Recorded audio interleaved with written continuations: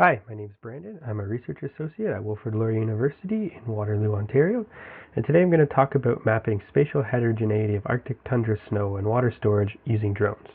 I'm going to take you to the Western Canadian Arctic for the next 10 minutes, where spatial variability in snow depth and density translate to highly variable snow water storage across the landscape, particularly in shrub tundra environments.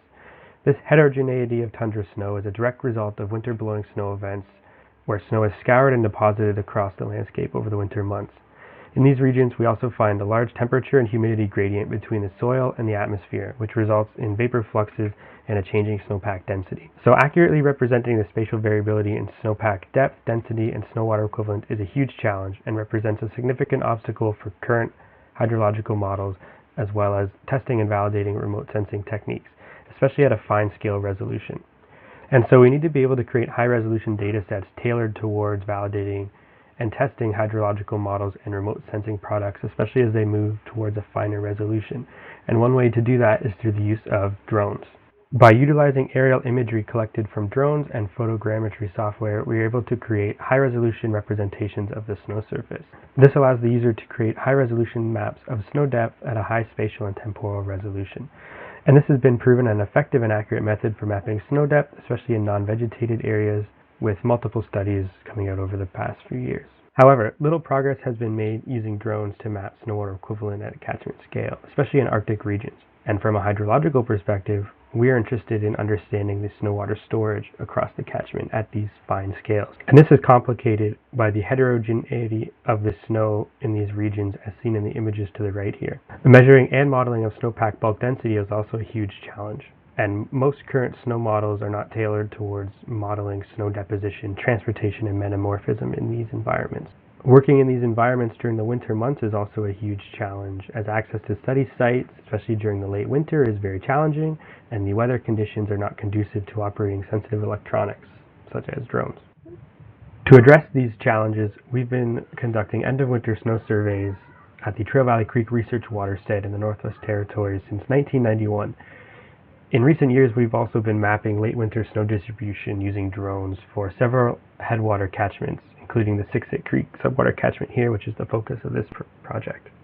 Our focus here was to map late winter snow depth across several headwater catchments. We would then use these maps to estimate snow water equivalent to understand the distribution of late winter snow storage across these basins. And finally, we would produce high-resolution data products for forcing and validating our high-resolution spatially distributed hydrological models. To start, we needed to produce high-resolution snow depth maps with a resolution comparable to our models. We used a fixed-wing EB to map late winter snow depth at the Trail Valley Creek Research Station in March of 2022. We used RTK surveyed ground control points distributed across the study area to produce digital surface models of the snow surface.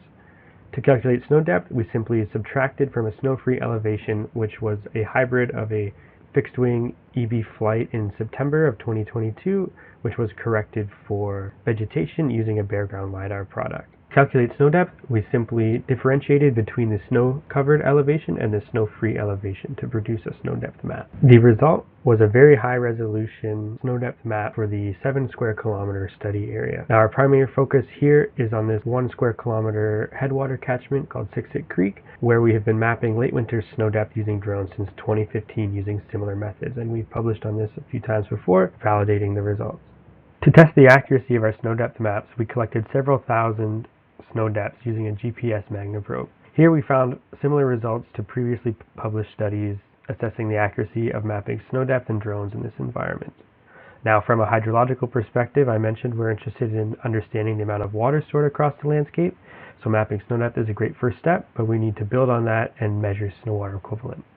As we know, estimating snow water equivalent is quite challenging due to the spatial variability in snowpack bulk density, and we know a simple average density applied to our snow depth maps doesn't adequately represent this large spatial variability we find in the snow water equivalent. So our goal here was to incorporate field observations to try to spatially distribute snowpack density across the landscape while not relying on snow models. We explored an empirical relationship between the collected snow depth and corresponding bulk densities. A logarithmic equation provided the best fit for this data and was incorporated into the model to estimate snow density building off of our snow depth map. The scatter plot here shows these in situ measurements from the snow cores with the relationship between snow depth and density varying based on land cover type.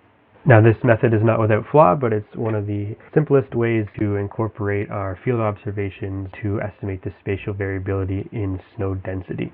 To estimate snow water equivalent, we multiplied each snow pixel by the corresponding density, and we ended up with a distributed map of SWE. Here we have our 10 centimeter snow water equivalent map for the study area, with the Siksika Creek watershed outlined in black. And in comparing the basin average SWE to traditional methods, which are field-based snow surveys conducted across the watershed, we observed similar basin averages, with the drone product having a slightly higher average of 146 millimeters of SWE. However, from the drone, here we're collecting all of the data for every pixel in the watershed, and we're not relying on accurately representing the landscape with our snow survey transect. Our next step was validating the SWE with field measurements, which is why we collected RTK surveyed snow cores. In general, the drone agrees strongly with in situ observations of SWE, with the drone tending to overestimate SWE on average, as noted by the small positive bias. This could be also from the fact that our drone tends to slightly overestimate snow depth due to the way vegetation is removed in the snow-free digital surface model. If we break this down further, we can see differences in SWE vary by land cover type. Here, tall shrubs and tundra sites often overestimate SWE, while drifts tend to underestimate it. It's also worth noting here that the difference in SWE appears to be proportional to the overall snow depth. This is likely a result of the logarithmic equation that we use to build our snow water equivalent depth map, and so we're going to be looking into this further to try to improve our methods here. Using these SWE maps allows us to obtain information on the spatial variability in water storage. Now we can quantify the relative importance of each land cover type and its proportional water storage. This has important implications during the spring snowmelt, as all this fresh water is released very rapidly, but it also has underlying impacts on the thawing of the active layer and ground temperatures. This table provides a summary of the proportional snow water equivalent for each land cover type. Most notably here are the tall shrub and drift areas that trap blowing snow during the winter months. They only account for 18% of the total catchment area, but they contain just about 50% of the total water storage, with drifts alone only covering 6% of the land cover but containing nearly 20% of the water storage. We also find that short shrub areas have a very low SWE, and we now have data sets that will help us monitor changes to vegetation type and snow over time. With these maps, we can begin to explore relationships between SWE and other underlying variables, such as vegetation, slope, and aspect, which is shown in this figure here. To orient yourself real quick, the blue pixels here mean a very large SWE, while the yellow to green color mean about an average SWE. Based on this figure here, we find that the largest SWE are found in east-facing slopes with angles greater than 15 degrees. We also find a large variability in SWE for tall shrub sites, with not all tall shrubs acting as a snow fence. It depends on the slope and the aspect as well. And we can also use these maps to zoom in on key areas where traditional snow survey methods often fail to capture the fine scale changes in snow cover. Here we have an ice wedge polygon site where we've been studying ice wedge and permafrost degradation. We find that the whole site acts as a net sink of snow when compared to the surrounding regions, with a slightly higher average SWE.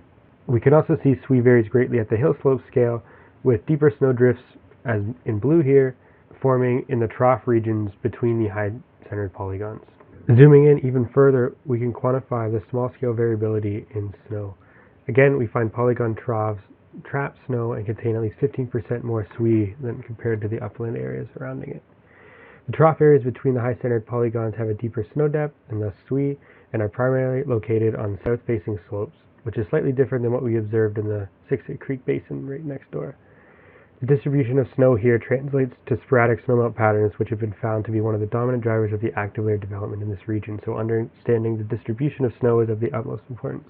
And here we use drones and field observations to measure snow water equivalent at a very high resolution. And not only does this data provide valuable insights on the distribution of the snow, it also provides a valuable data set for ongoing work to validate and test current hydrological models.